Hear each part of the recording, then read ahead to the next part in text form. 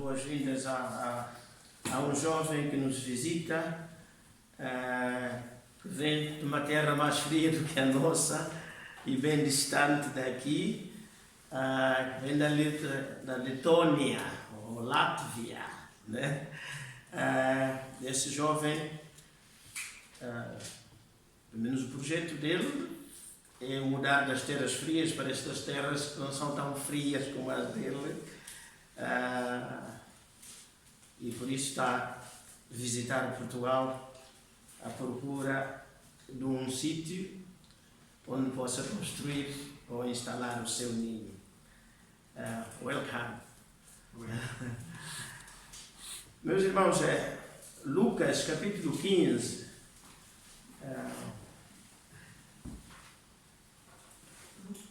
Lucas capítulo 15. Bem, ainda no domingo passado nós estivemos aqui em Lucas 15 e só tratamos os 2 primeiros versículos. E vamos ver se andamos mais um bocadinho, considerando agora, principalmente a partir do verso 3. E dissemos que os primeiros 2 versículos era para preparar a nossa cabeça, a nossa mente,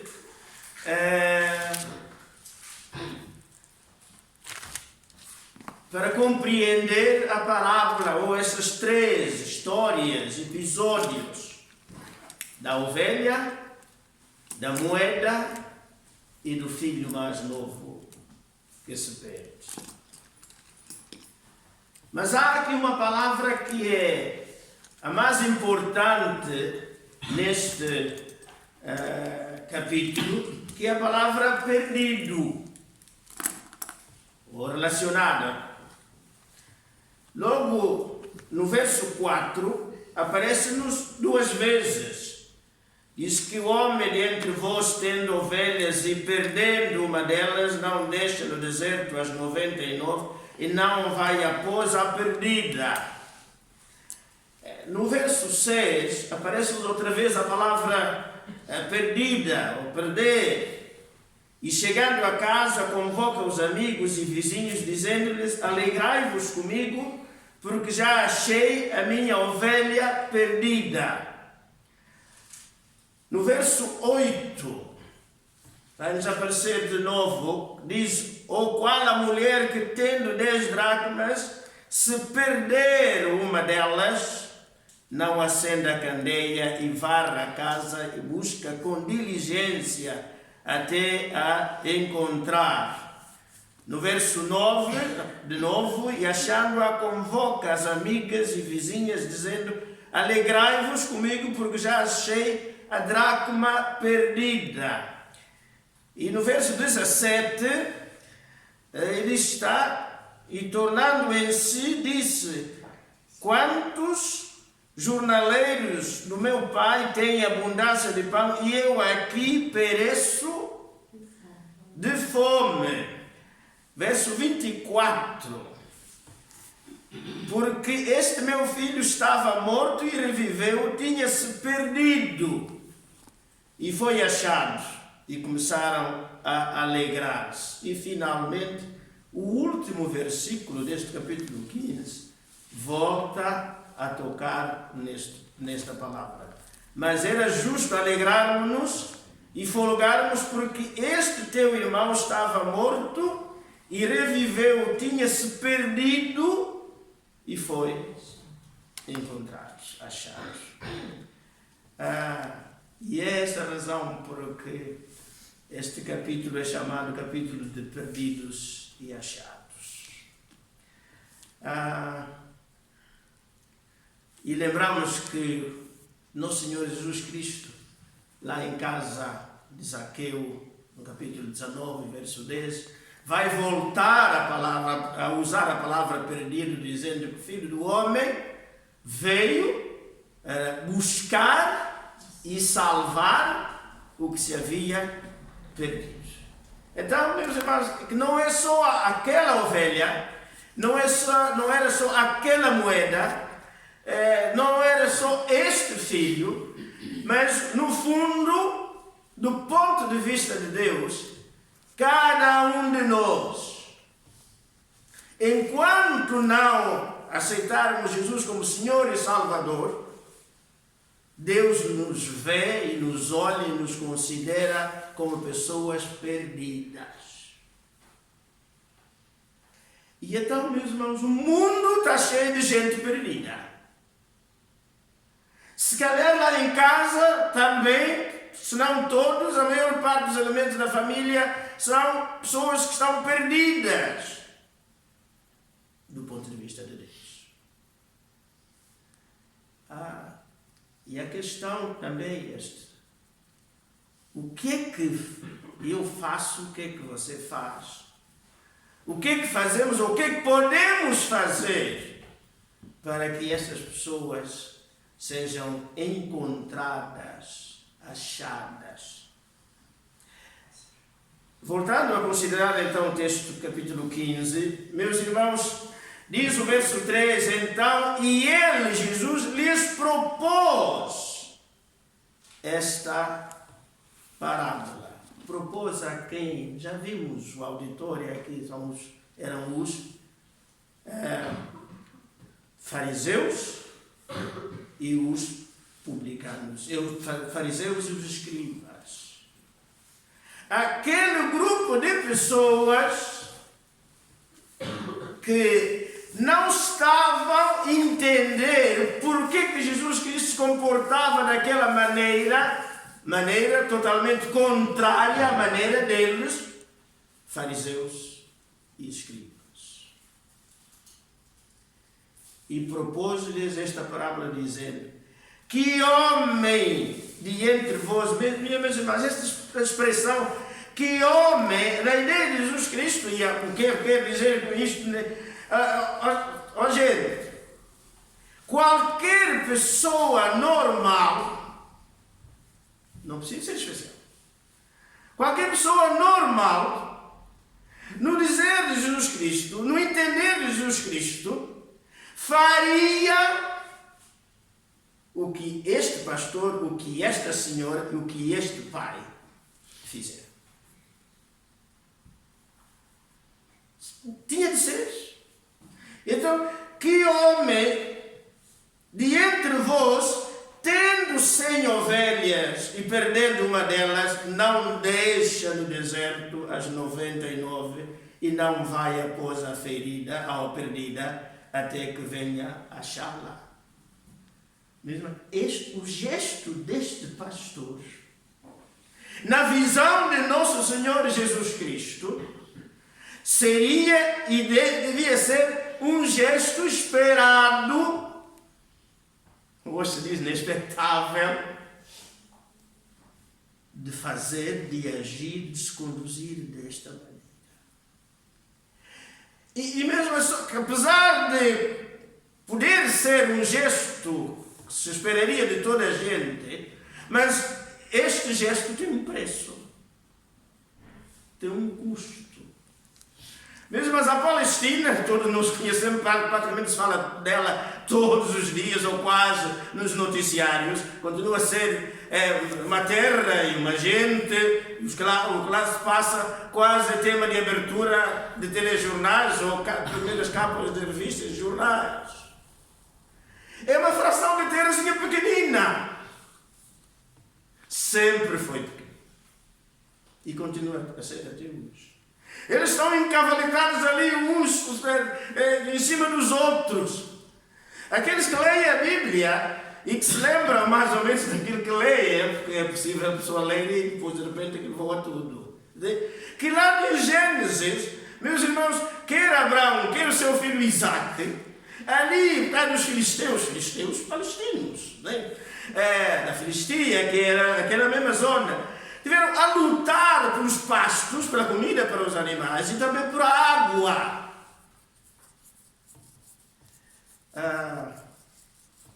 Uma terra estreita, uma porçãozinha, mesmo assim cheia de montanhas, então com pouco espaço para fazer criar gado não é como a Argentina, não é como o Brasil, não é que tenha realmente, como o nosso Alentejo. Eles não têm nada daquilo. É tudo pequenino. E então, era, de certa maneira, fácil para um rebanho de 100 ovelhas que uma delas pudesse precipitar-se para o abismo. Tinha que se manter ali naquele planaltozinho. E então ir lá abaixo em busca da centésima ovelha, o ex-pastor corria o risco de ir e ficar lá juntamente com a ovelha, como todos nós sabemos e temos ouvido, de operações de resgate que nem sempre são bem-sucedidas, ou de salvamento no mar, do náufrago. A pessoa que vai querer buscar o outro acaba por ficar lá e depois vai o outro, e às vezes acontecem tragédias destas. Em vez de uma pessoa ficam 3, 4 e por aí adiante. Mas só que a cultura do pastor naquele tempo é que não podia ficar de mãos e pés atados. Tinha que fazer tudo por tudo para trazer essa ovelha. E se não conseguisse trazer com vida, devia cortar um bocado de lado daquela ovelha que já encontrou já morta e trazer para exibir e mostrar às pessoas que ele fez tudo que estava ao seu alcance. Mas não conseguiu. E a prova é que estava ali. Meus irmãos, coisa interessante é que no livro de Gênesis, no capítulo 37, o que é que os irmãos de José fizeram? Depois de terem vendido José para o Egito, eles pegaram uma túnica, uma peça de vestuário de José, mataram uma ovelha, um cordeiro, e então ensanguentaram aquela peça e levaram para casa para mostrar ao Jacó: olha, ele realmente foi morto, está aqui. E Jacó agarrou-se àquilo e dizia assim: realmente esta era a peça de vestuário do meu filho. E assim o homem convenceu-se perante aquela evidência de que o José tinha sido morto. Claro que a realidade não é esta, mas mostrar que o tal pastor tinha de trazer, se não fosse bem sucedido, tinha de trazer uma evidência, uma prova de que não foi capaz, mas fez o seu melhor. Que homem há? E então a conclusão de Nosso Senhor Jesus Cristo perante aqueles fariseus e escribas, que aqueles publicanos e pecadores com quem estava a comer e a beber e a conviver e a dialogar e a conversar, Jesus estava a fazer o seu melhor, não podia deixar de os receber, não podia deixar de se aproximar deles, porque ele veio com esta missão. Aliás, a David falava no pastor, lá no Salmo 23. Bem, de um animal, passamos para um metal, um objeto. E entra a parábola a partir do verso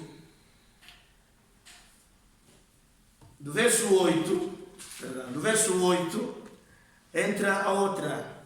Ou qual, primeiro começa com um homem, depois, ou qual a mulher que tendo 10 dracmas.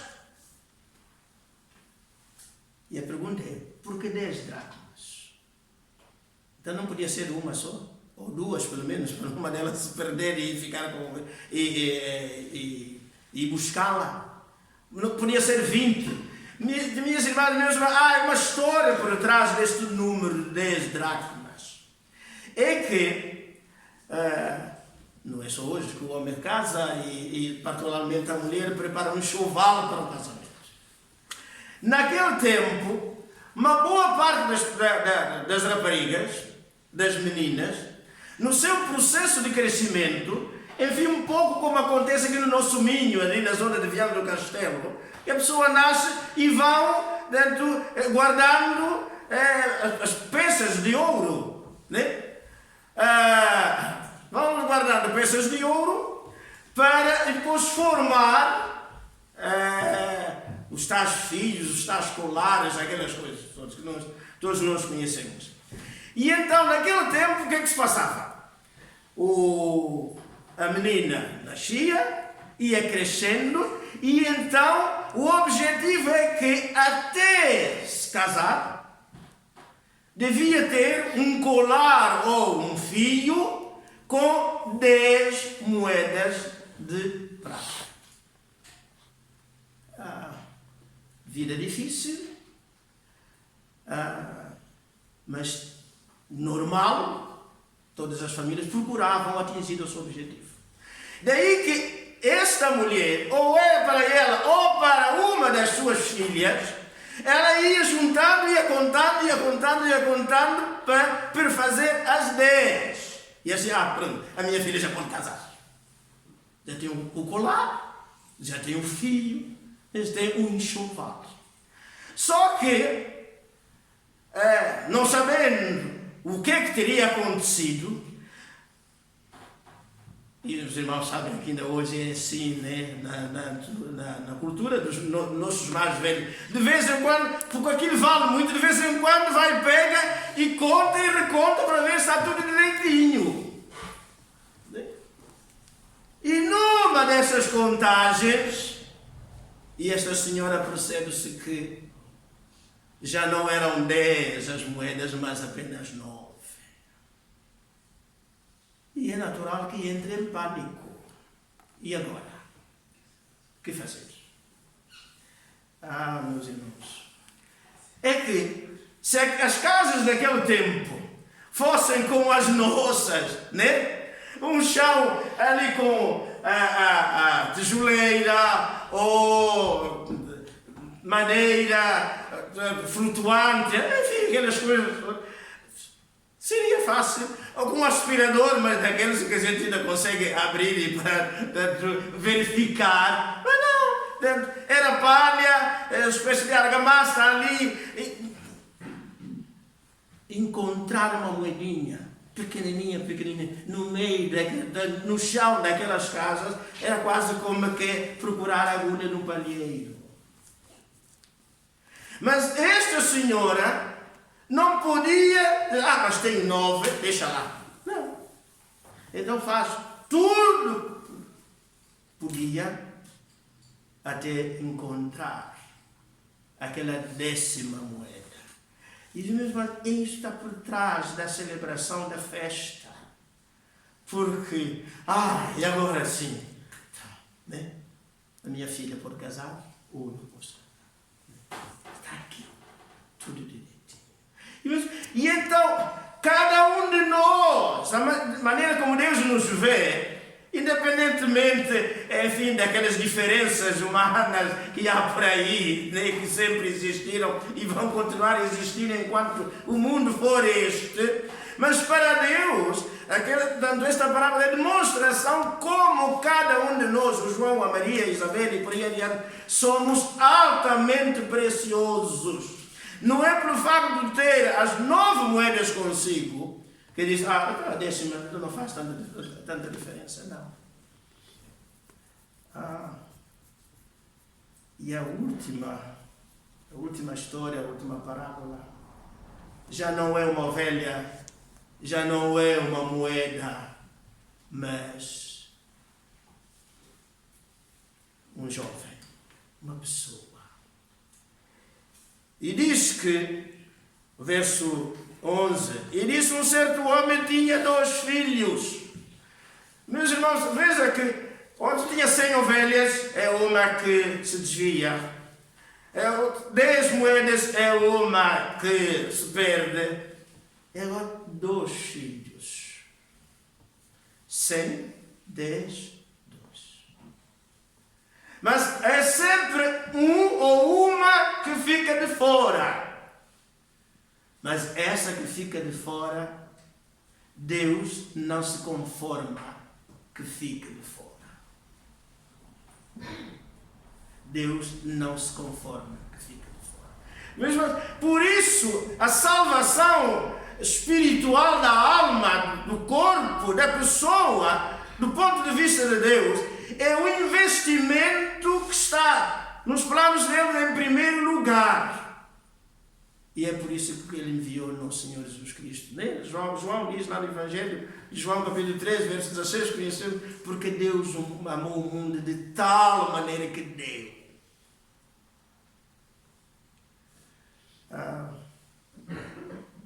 E esse filho, enfim, fez o que fez, aquele pedido. Diz o verso 12, e o mais moço deles disse ao pai.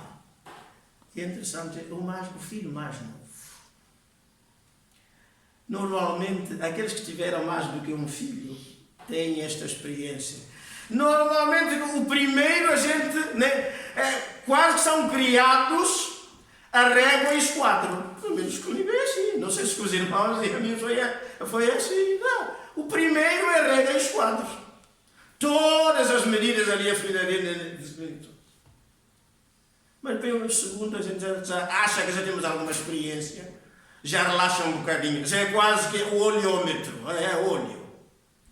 E por aí adiante, quanto mais vão chegando, mais vai relaxando. Já somos catedráticos, já somos doutores da criação de filhos.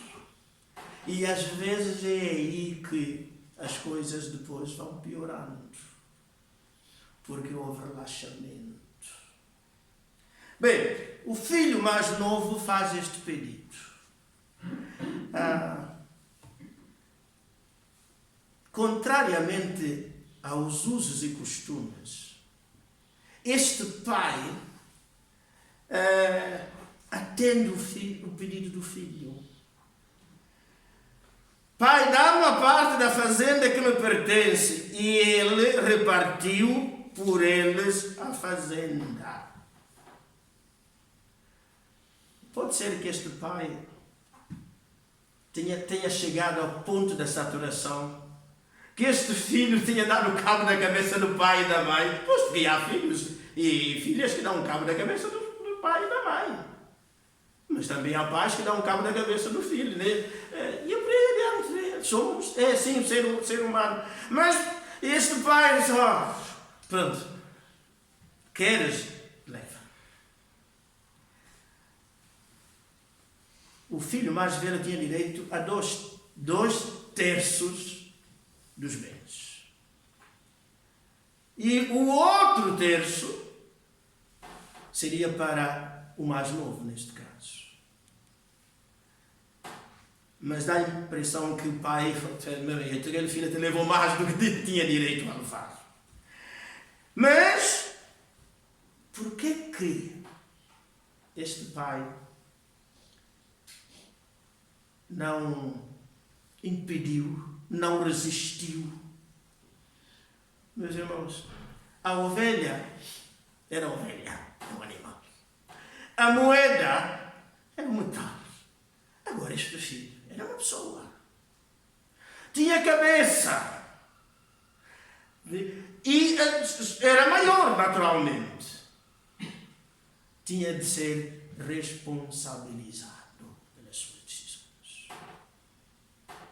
Tinha de ser responsabilizado.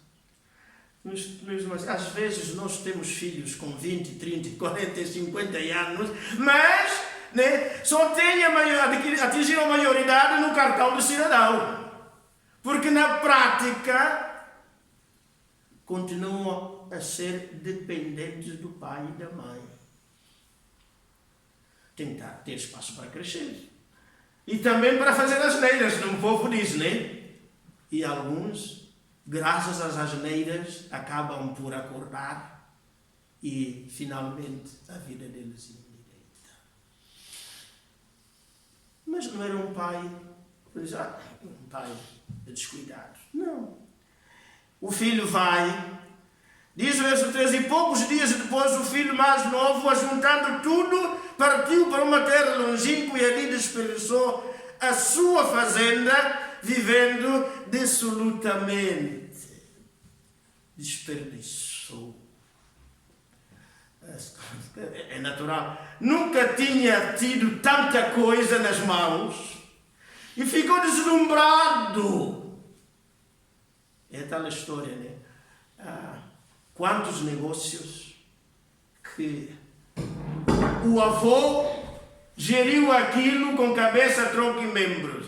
E depois o pai, mais ou menos. E quando chega na altura do neto, estoirar, como diz o povo. Este rapaz, em pouco tempo, deu cabo de tudo. E vai bater a porta deste ou daquele para pedir ajuda.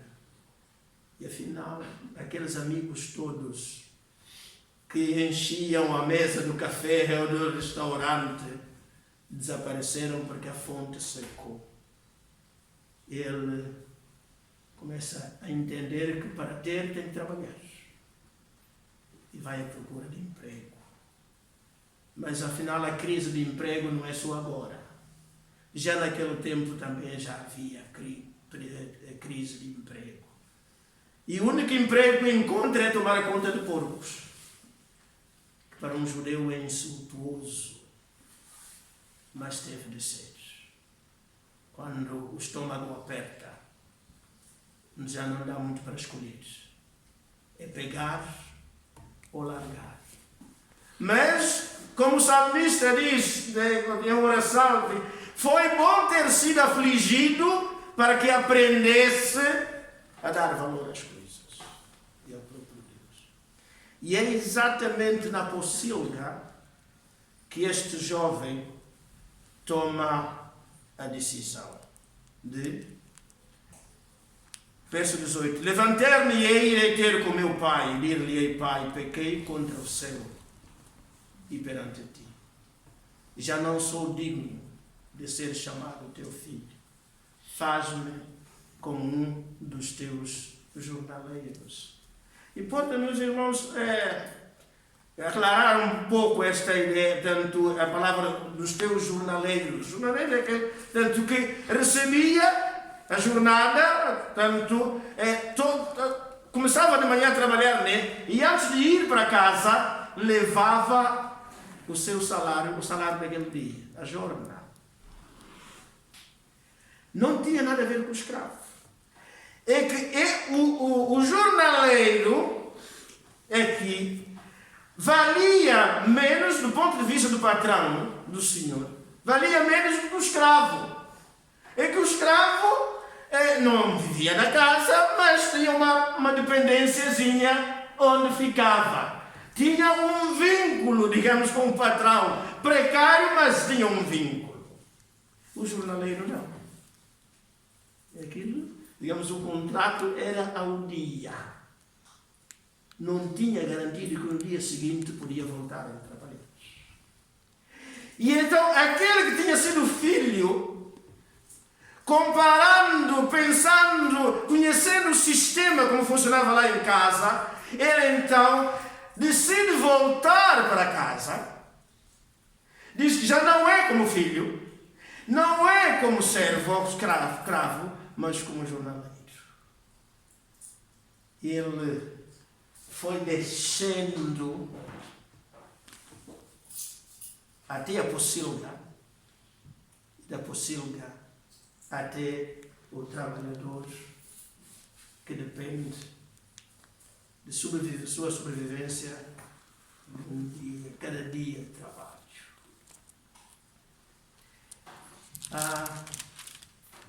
É verdade que o pai, quando recebe, nem deixa que o filho faça aquela digamos, aquela ladainha que tinha metido na cabeça, aí eu vou, aquele discurso que eu tinha preparado, não o deixa falar. Porque é filho, é recebido como a ovelha, como a moeda em festa. E meus irmãos, a coisa interessante nisto, como todos nós sabemos, é que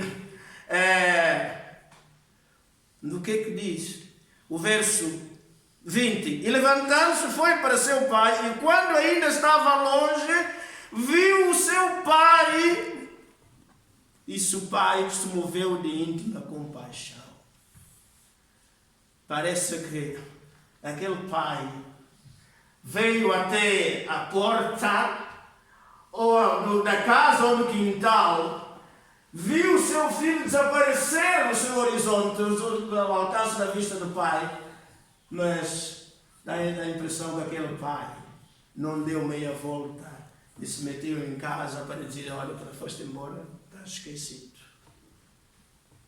Parece que montou a sua tenda ali junto da porta, à espera, crendo, desejando que aquele filho, algum dia, o seu vulto pudesse ser contemplado de longe, e o pai, conhecendo e muito bem como era o seu filho, pudesse reconhecê-lo ou pelo cabelo, ou pelo andar, ou qualquer coisa.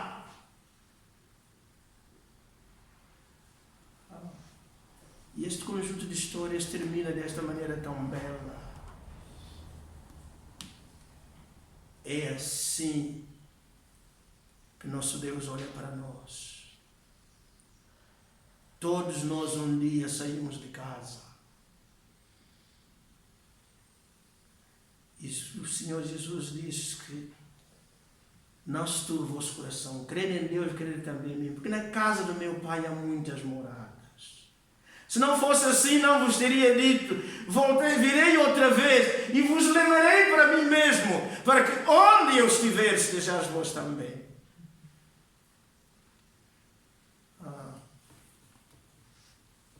Como continuar junto da pocilga, junto com os porcos, quando o nosso lugar na casa do Pai está por ocupar? É a maior das ingratidões que um ser humano pode cometer é quando se recusa a reconhecer que tem um lugar junto do Pai. E é que aquele lugar é para ser ocupado por Ele. Aquele pai aqui da parábola não disse ao filho: oh meu filho, por paciência, já é tarde, o teu lugar já foi ocupado. Só ficará vazio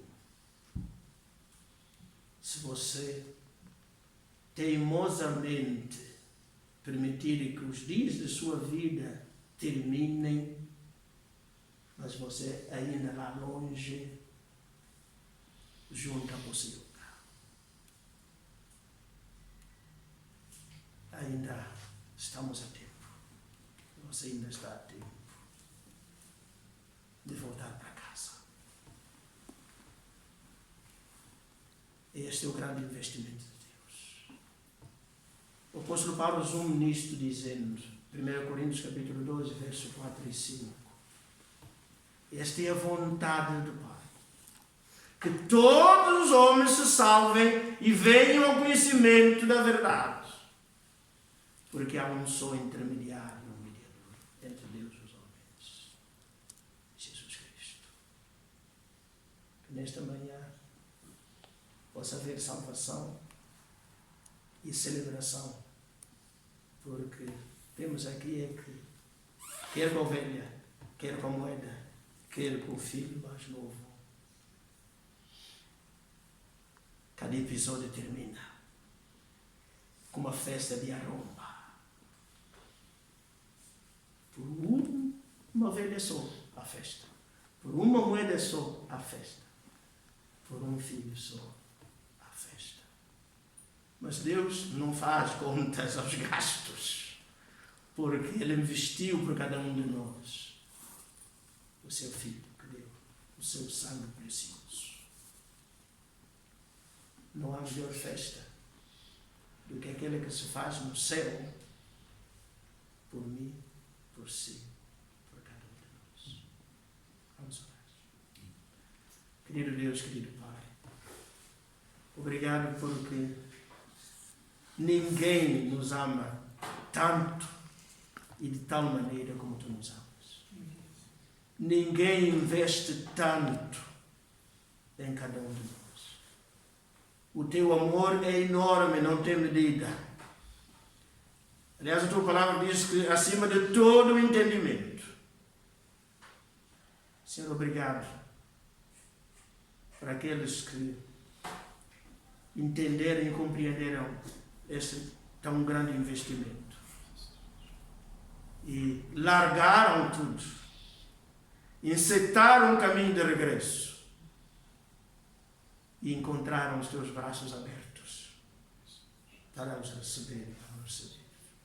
Que hoje, Senhor, mais um lugar, ou mais do que um, seja ocupado por alguém entre nós